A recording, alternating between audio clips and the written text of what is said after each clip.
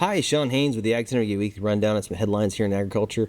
There's been a 20 million egg recall amid a salmonella crisis here in California. About 20.4 million eggs from August Egg Company here in Hilmar were brought back because of a salmonella outbreak. About 79 people have been hurt and 21 hospitalized over the problem.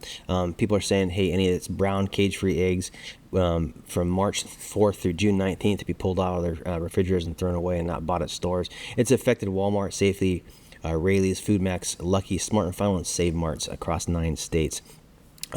Speaking of eggs, egg prices have really fallen from their wholesale high price of about $8 to $9 per dozen in 24, down to about $3.30 per dozen this past week. That's the largest fall since 1984, as these flocks kind of recover from avian influenza, and then folks also really just backed off on buying eggs, respectively. Retail price hasn't caught up yet, still about $8 to $9 per dozen in most stores versus a $3.30 to $3.70 price range on the wholesale side, but they should catch up over time, and if not, that means the retailers are kind of basically gouging you guys a little bit. Global corn supplies continue to tighten as Brazil comes to their second corn crops. A lot of people know Brazil has a weather pattern where they can plant 2 successive corn crops down there.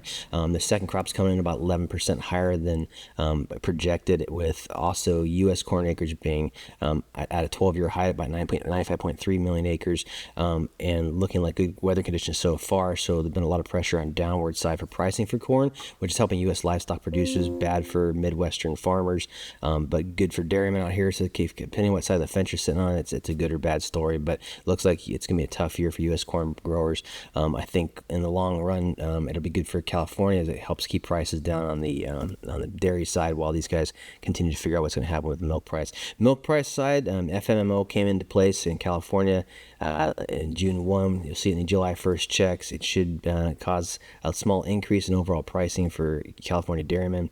However, the backside is a lot of the creameries, especially co-ops, are taking an assessment back to offset the cost of that.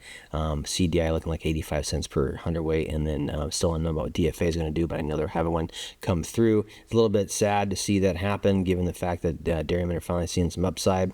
A lot of questions I have with these co-ops is, given the fact that we have to pay assessments all the time back into co-ops to cover losses or potential problems, I look at executives, and this is my soapbox moment, if people running those plants and those co-ops still continue to get bonuses despite the fact that they don't perform on the other side. So it's my 2 cents. I think if you're a co-op member, it's a good question to ask the people that run your co-op is, when do you guys tie your success personally to our success as well when you're looking at these things, especially when it looks like every time there's a falter there that you guys have to kick in so heavy.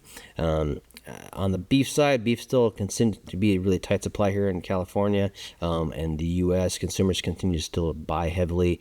Borders closed down south, no cattle coming in from Mexico, which has really changed the entire mix up here and the amount of animals available for feed. So prices still remain high on those cattle, and going to still remain high. Pairs here, the $2,400 to $3,800 range. These guys are looking for cattle to eat all this grass we've had.